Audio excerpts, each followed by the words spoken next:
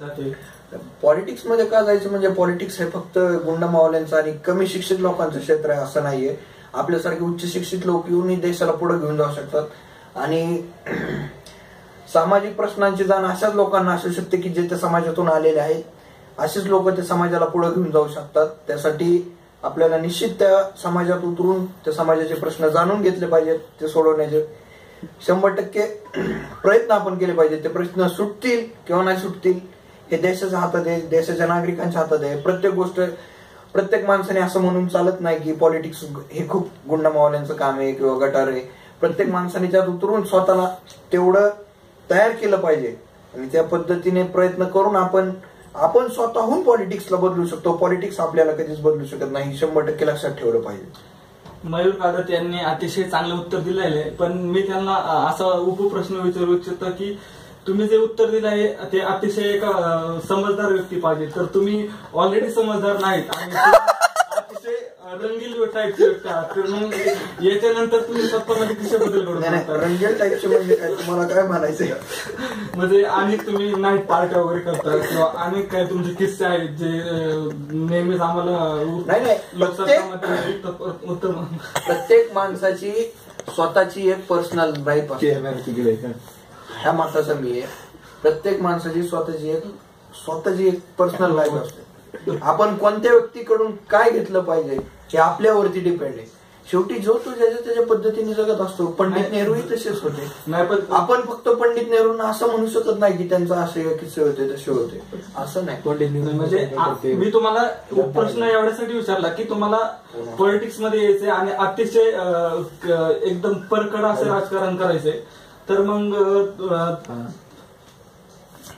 तुम्ही स्वतःमध्ये कसा बदल घडवता? निश्चित बदल हा वेळ घडवत असते. वेळेनुसार बदलणं म्हणजे माणसाची ती एक अनुकूलन क्षमता असते आणि ते ऑटोमॅटिक बदल हे घडत जातात. आपण बचून असतो त्यावेळेस मॅच्युरिटी आणि आता इंजिनियर आहेत. ही मॅच्युरिटी ह्या दोन वेगवेगळ्या गोष्टी असतात. त्या वेळेनुसार ठीक आहे. आता ते म्हणत राजकारणात यायचं तर राजकारणात यायचं म्हणल्यावर वेल एज्युकेटेड व्यक्ती पाहिजे. तर त्यांनी त्यांची जी डिग्री आहे ती अतिशय इमानदारीत मिळवली आहे. म्हणजे तुम्ही मिळवली आहे का? कारण माणूस हा अचानकच एकदम सुधरत नाही. तर त्याला लहानपणापासून स्टेप बाय स्टेप तो सुधरत असतो. तर मग तसं तुम्ही तसं आतापर्यंत जीवन तर तसं नाही पण यदा कधी तुम्ही बदलले आणि तुम्ही म्हणता ते करून टाकलं तर नक्कीच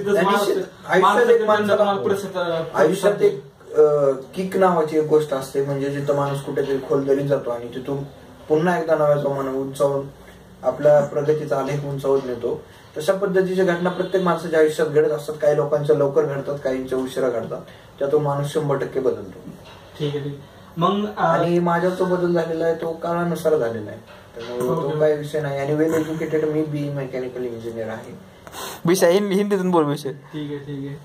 और मैं अगला सवाल आपसे पूछना चाहता हूँ कि आप अब इसके बाद आप क्या करने वाले? नाही, आता ऍडमिनिस्ट्रेटिव्ह फील्डचा विचार करतोय. कारण त्यातून एक वेगळी इमेज बनवली जाऊ शकते.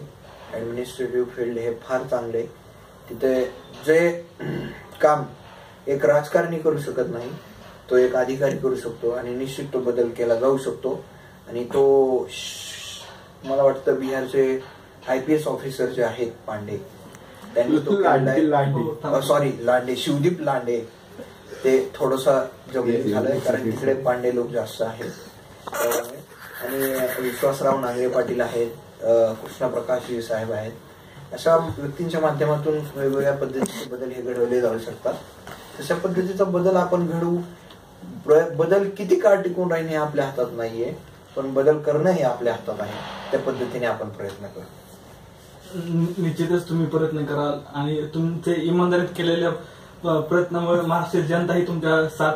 तुम्ही कोणता पॉलिटिकल पक्ष जॉईन करता? म्हणजे कारण की सध्याची तुमची स्थिती आता अशी आहे की कुत्र्याला फिरायला जायला तिकडे तुम्ही फिरताय. म्हणजे अंगण मोकळे तसलं काम आहे तुमचं. तर तुम्ही कोणत्या पक्षात जाता आणि कोणत्या पक्षात तुम्हाला विचार आवडला? पक्षापेक्षा मी म्हणजे विकासाच्या राजकारणाला महत्व देणार माणूस आहे. तरी पण सध्याची परिस्थिती बघता तुम्ही कोणत्या पक्षात जातात? तसं अजून डिसाईड नाही केलेलं. डिसाईड केल्यानंतर सांगेन. पण सध्या मी राष्ट्रवादी काँग्रेस पार्टीचा माणूस आहे. कारण म्हणजे बदल करण्याची क्षमता ही निश्चितपणे शरदचंद्र पवार साहेब आणि अजितदादा पवार यांच्यातच आहे, हे महाराष्ट्राच्या जनतेने जाणलं आहे. कारण शरद पवार साहेबांना शेतकऱ्यांचा जाणता राजा असं म्हणतात.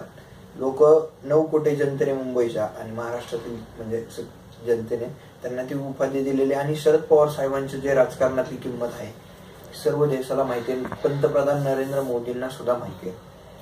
ठीक आहे, शरदचंद्र पवार अशा टिपाळे सर नमस्कार. या ठिकाणी आमचे बंधुतले मित्र आणि म्हणजे लोकसेवा आयोगाचे भावी प्रशासकीय अधिकारी अजिंक्यजी टिपोळे साहेब या ठिकाणी उपस्थित आहेत. टिपोळे साहेबांची सध्या विश्राम चालू आहे, जरा वेळात ते आपल्याला त्यांची मुलाखत देतील. शरद पवार यांनी त्यांच्या म्हणजे शरद पवार हे वैयक्तिक स्पेसिफिक त्यांनी बारामतीत केलेल्या विकासाबद्दल जाणले जातात. तर तुम्ही तुमचं होम ग्राउंड असलेले कर्जत साठी काय करताल? तर तुम्ही निश्चित मी शेतकऱ्यांच्या पाण्याची सोय करेल.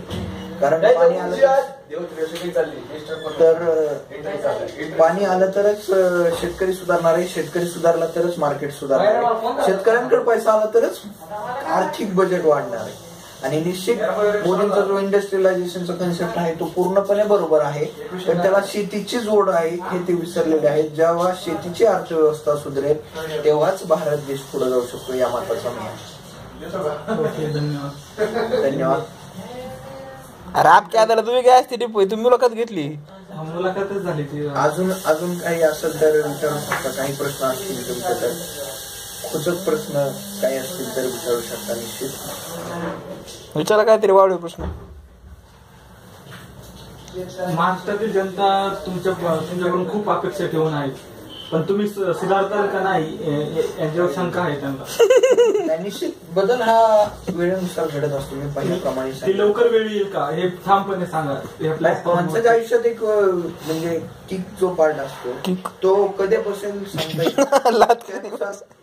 शरदचंद्र पवार किक मारू शकत नाही. पवार साहेबांचं बद्दल बोलायला तर पवार साहेब काय इकडे बस ना. मोदींना पण माहिती आहे आणि त्यामुळे पवार साहेबांबद्दल कोणी वक्तव्य करावं एवढी मी म्हणजे त्या व्यक्तीची कुवत समजत नाही. आता वाढवे प्रश्न. आताच आमचे मित्र या ठिकाणी मयूरजी लगड उर्फ देवा यांचं आगमन झालं. ते नंतर काय त्यांना वाटेल तर प्रश्न विचारतात. तर मी त्यांना पुढचा प्रश्न विचारतो की म्हणजे वैयक्तिक महाराष्ट्रातल्या जनतेला असं वाटतं की तुम्ही जर सत्तेवर आलात तर ज्या पण महाराष्ट्रातील ज्या स्त्रिया आहेत किंवा ज्या बाल्यावस्थेत असल्या तरुणी आहेत त्यांना खूप मोठा धोका आहे.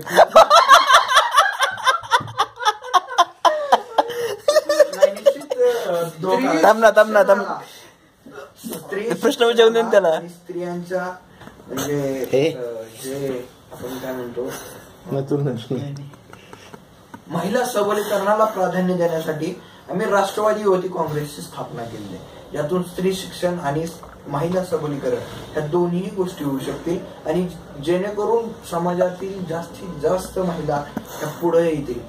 महिलांच्या 50% आरक्षणाला सपोर्ट करणारी राष्ट्रवादी काँग्रेस पार्टी ही पहिली पार्टी होती. हो ठीक आहे, पण ज्या महाराष्ट्रातील तरुणी आहेत त्यांना असुरक्षितता वाटते. तुमचा जो स्वभाव आहे किंवा आतापर्यंतची जीवन पद्धती आहे किंवा अनेक प्रेमी जे आहेत म्हणजे लव्हर्स त्यांना तुम्ही खूप त्रास दिलेला आहे.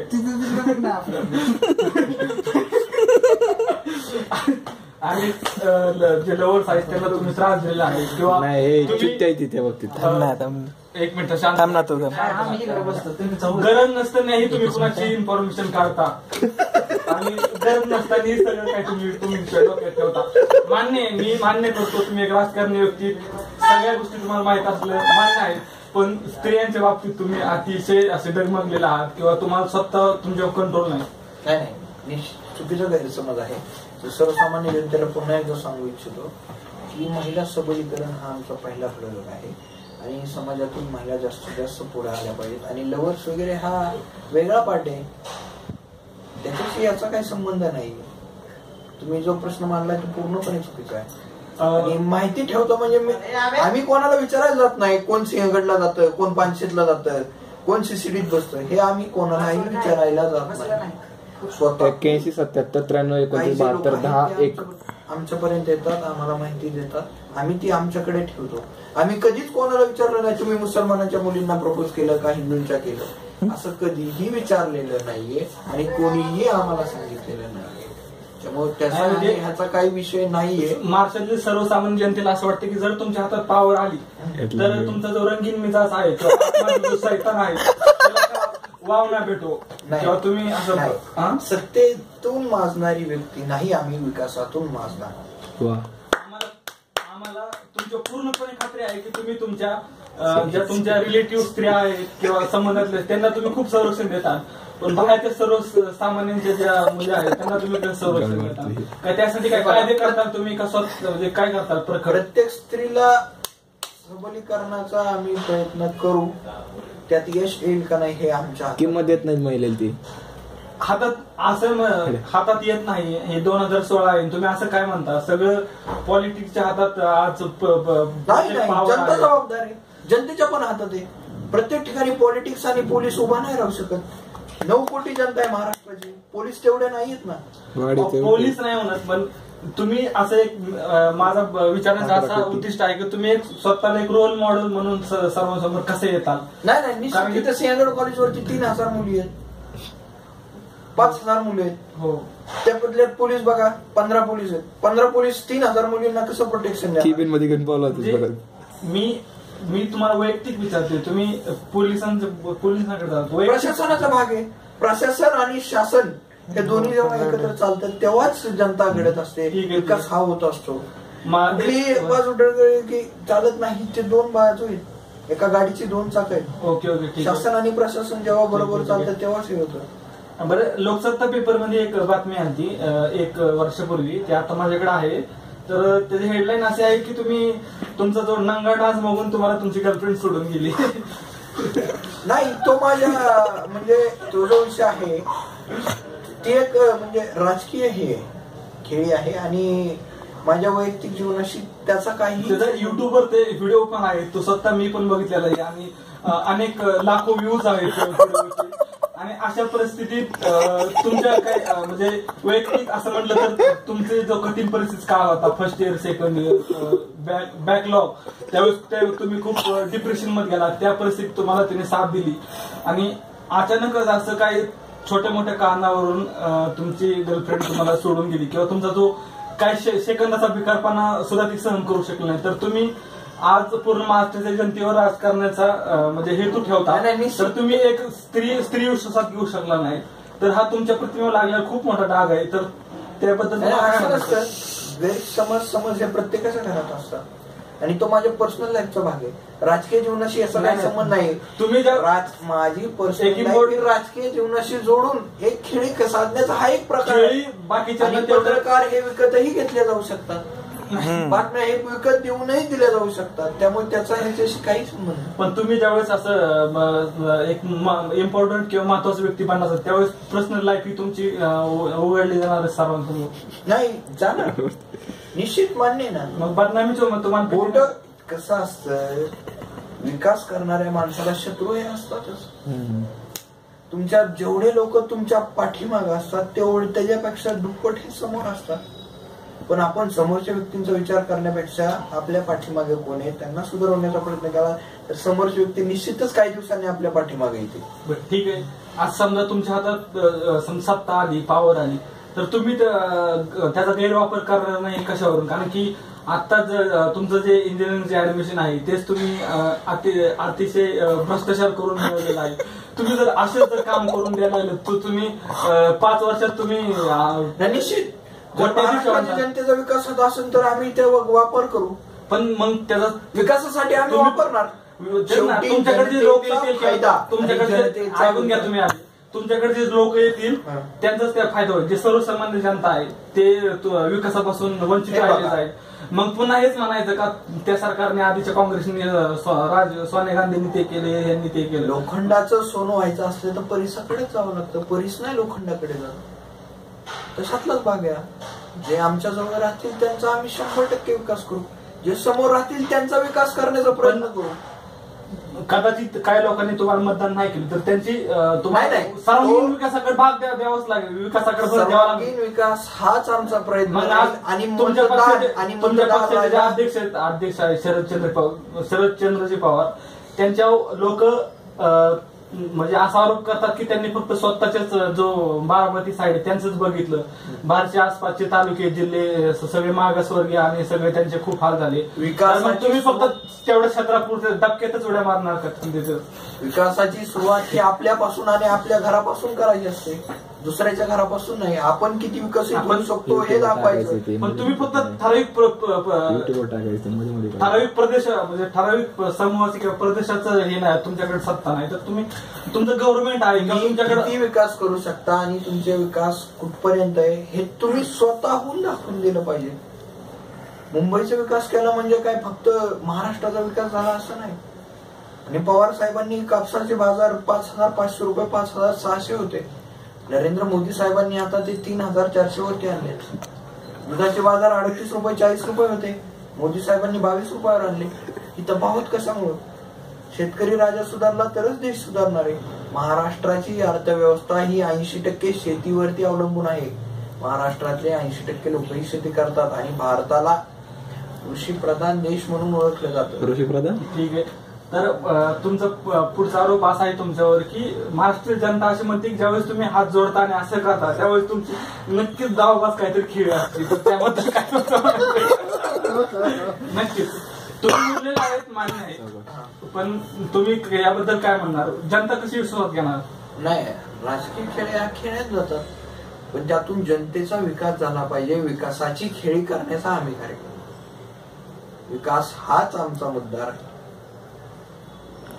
भ्रष्टाचार आणि हे तर चालूच राहतं, कोणी थांबू शकत नाही. नरेंद्र मोदी साहेब आले 2 वर्षात, म्हणजे दाखवा तुम्ही कुठे भ्रष्टाचार थांबला. अहो ते पाठीमागचं का उकरायचं मग?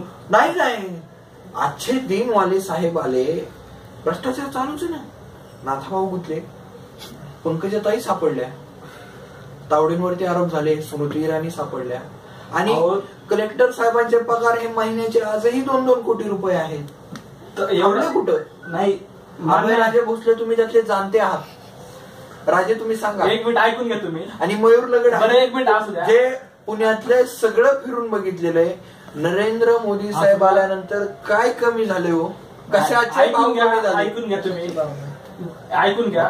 मग तुम्ही आज एवढे वेल एज्युकेटेड आहे, तेवढे शिकलात सवरलात, यंग जनरेशन तुमच्या हातामध्ये येणार आहे आणि तुम्ही जर असं उकरत बसला इकडे तिकडे गेला तर तेवढ्याच जर वेळ तुम्ही आता कुठं भाषण करायला गेलात आणि तेवढ्याच हात वेळ घातला, ह्यांनी हे केलं ते केलं मग हे करू आम्ही ते करू, ते बघा लोक जर बोट दाखवायचंच म्हटलं तर सक्का बाप सुद्धा म्हणजे सक्का बाप सुद्धा सावत्र वाटतो.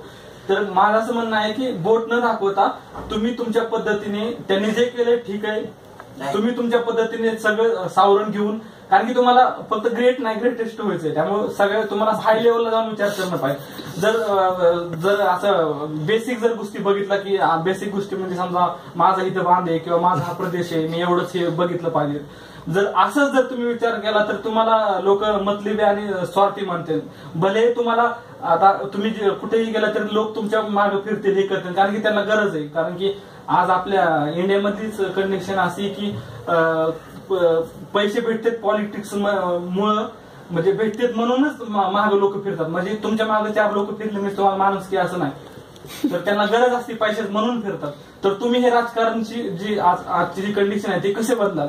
कारण की मग तुमच्या जागेवर एखादा अडाणी किंवा असा एकदम काहीच माहित नसलेली व्यक्ती म्हणजे असलेलं चांगलं म्हणून तुम्ही पण तेच म्हणायचं म्हटलं. युवकांच्या शिक्षणाला प्राधान्य, युवकांचं शिक्षण झालं, युवक उच्च शिक्षित झाला, आमच्या मागे युवक येण्यापेक्षा तो त्याच्यात कामाधंद्यात व्यस्त झाला, त्यातून त्याचा विकास झाला, तर आमच्या मागे फिरायची गरजच काय. आणि प्रचारापेक्षा मुख्य प्रचाराला प्राधान्य देणारी माणसं आहोत आम्ही. माउथ पब्लिसिटी हवी, नुसता प्रचार नाही. विकास हाच आमचा मुद्दा. फक्त असेल नाही तुम्ही काय करता. आता ती सुरुवात आधी कसं असतं, प्रत्येक गोष्टीची सुरुवात ही आपल्यापासूनच झाली पाहिजे. आपला विकास झाला तर लोकांना वाटतं की ह्यांच्याकडे विकास करायची कॅपॅबिलिटी आहे.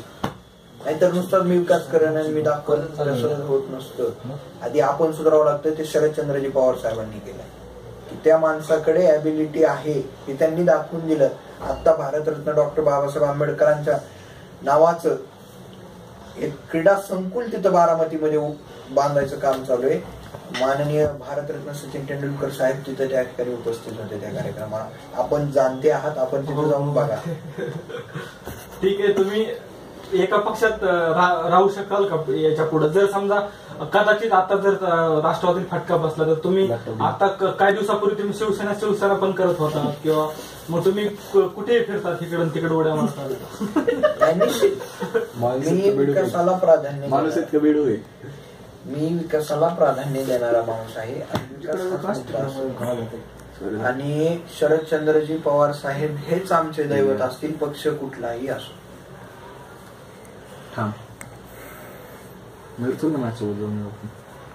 अजून काय प्रश्न असतील तर विचारा. प्रेक्षकांमधून काय प्रश्न आहेत? तुम्हाला काय प्रश्न विचारायचा का एखादा?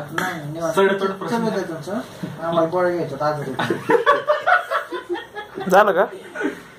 नाही, त्यामुळे थँक्स गिव्हिंग राहिले, आभार प्रदर्शन. एखादा प्रश्न विचारा तुम्ही, काय तुम्ही विचारा काय ते जरा महिलांबद्दलचा दृष्टिकोन कधी बदलणार ते त्याला विचारा सांग. म्हणजे